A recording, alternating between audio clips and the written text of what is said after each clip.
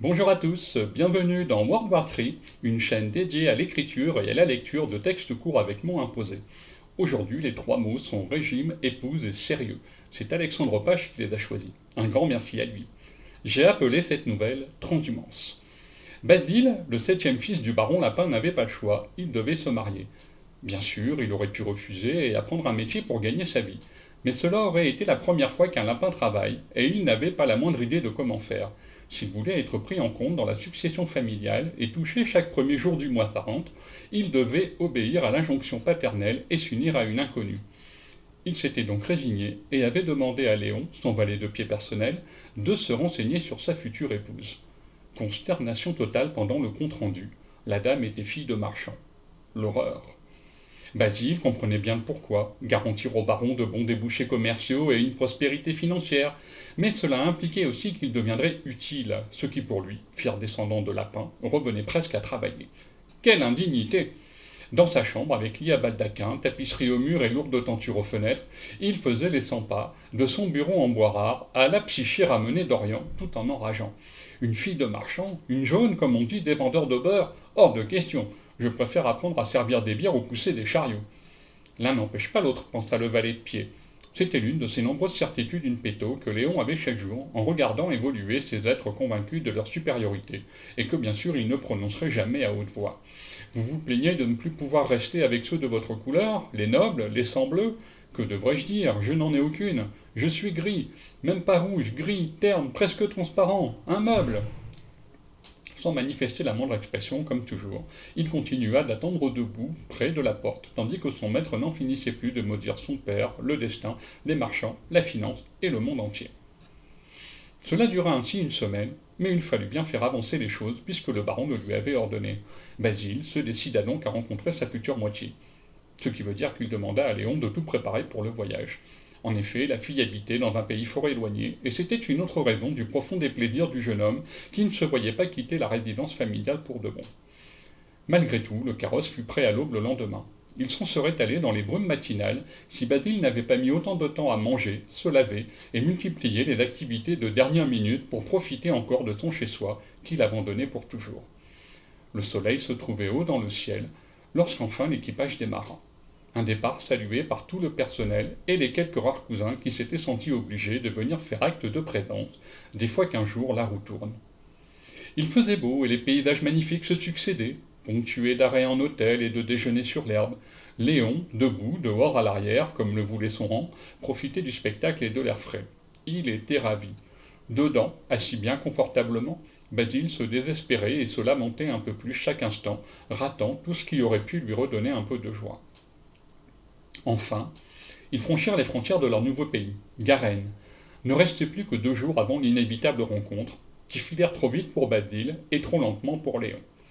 Quand les murailles de la ville apparurent et que Badil les aperçut, il passa la tête au dehors et s'indigna. Comment? Nous n'allons pas dans leur propriété? Si, monsieur, elle se trouve à l'intérieur de l'enceinte. Basile n'en pouvait plus. Dedans? Cela veut dire ni bois, ni étang, ni jardin, rien. Je le crains, monsieur. Une cabane. On m'envoie dans une cabane. Il se rassit encore plus abattu qu'avant. Léon se permit un sourire. Personne ne pouvait le voir. Le carrosse roula un moment sur les gros pavés de la cité avant de s'arrêter. Ils étaient arrivés. Léon commença aussitôt à décharger les bagages après avoir ouvert la porte et mis le marchepied, tandis que Badil tentait de se calmer pour faire bonne figure. Enfin, il sortit. Dehors, une rangée de personnes en vêtements de tous les jours attendait. Il ignora ces gens de maison aux tenues pour accorder et regarda autour de lui, détaillant la bâtisse qui ne faisait que 3 étages. Un clapier. C'est un clapier. Il se demandait pourquoi personne n'était venu l'accueillir lorsqu'une des femmes présentes toussa. Lui fit mine de ne pas entendre et reconnut intérieurement que les ornements de l'architecture méritaient que l'on s'y attarde. La femme recommença. Ennuyé de devoir en tenir compte, il se tourna vers elle. Oui. Elle fit une simple révérence qui, dans son ancienne demeure, aurait été considérée comme un manque de savoir-vivre. Bienvenue, monsieur Lapin, je suis enchanté de faire votre connaissance. Il hocha la tête pour montrer qu'il avait entendu. Ne releva pas qu'elle n'avait pas prononcé la majuscule de monsieur pour ne pas causer d'esclandre et attendit quelques instants. Cet employé ne devait pas croire qu'ils avaient une discussion. Alors il demanda. Où se trouve le maître de maison, sa fille et leur parentèle? Nous sommes tous ici, monsieur. Je suis Danka, votre future épouse, et voici mon père. réalisant l'étendue de sa bévue. Basile devint rouge pivoine et s'avança vers eux. Je suis confus de ne pas vous avoir aussitôt salué.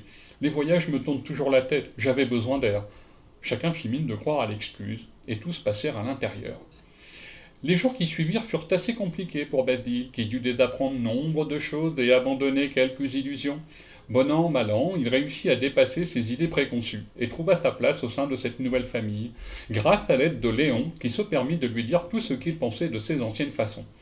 Heureusement, Basile avait déjà fait un bon bout de chemin dans sa tête, et, devenu plus conscient, il comprit qu'il s'agissait de mots de vérité. Au lieu de le renvoyer, il lui proposa d'améliorer ses gages, à condition qu'il continuât de rester franc avec lui. Et grâce aux conseils qu'il recevait ainsi chaque jour, Basile parvint à se faire apprécier tant de Danka que de sa famille. Il se mit aussi à aimer ce nouveau régime de vie qui, de fait, lui allait plutôt bien. C'est agréable de travailler au fond, même à servir des bières ou pousser des chariots. Oui, monsieur. Quand donc cesseras-tu de m'appeler monsieur? Jamais, monsieur. Ainsi devinrent-ils plus ou moins amis, malgré leur rang. Le mariage fut organisé sur place, en toute simplicité. La famille de Basile n'envoya à la cérémonie que quelques cousins, qui s'étaient sentis obligés de venir faire acte de présence, des fois qu'un jour la roue tourne, et qui amenaient avec eux bon nombre de cadeaux. Ce fut un moment bien agréable pour les convives. 2 années passèrent, et 2 enfants naquirent de l'union de Basile et Danka. Léon se découvrit moins transparent quand il trouva lui aussi l'amour. Tout allait bien. Un matin, une lettre arriva. Le baron Lapin voulait voir ses descendants et proposait aux parents de lui rendre visite en sa demeure pour cette occasion. Basile n'attendait que cela et répondit par l'affirmative à la demande, tout en se retenant de rire, ce que Danka ne se gênait pas de faire à ses côtés. Le voyage se révéla bien plus satisfaisant que le précédent pour Basile, qui cette fois profita du spectacle et de l'air frais.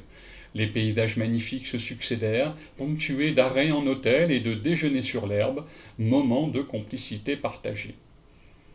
Enfin, ils arrivèrent et furent reçus par le personnel de maison bien aligné en rang.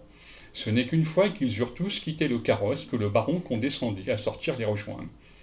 Lorsqu'il aperçut ses petits-fils, ses petits-enfants, il se figea. « Ce n'est pas sérieux? Ce ne sont pas mes descendants ?» Basile haussa les sourcils. « Si, mon baron, mon père le baron, ce sont bien eux. Mais ils sont verts, leur peau est toute verte. Marier un sang bleu et une dame jaune, c'est vous qui l'avez voulu, il me semble. Que donc attendiez-vous comme résultat ?»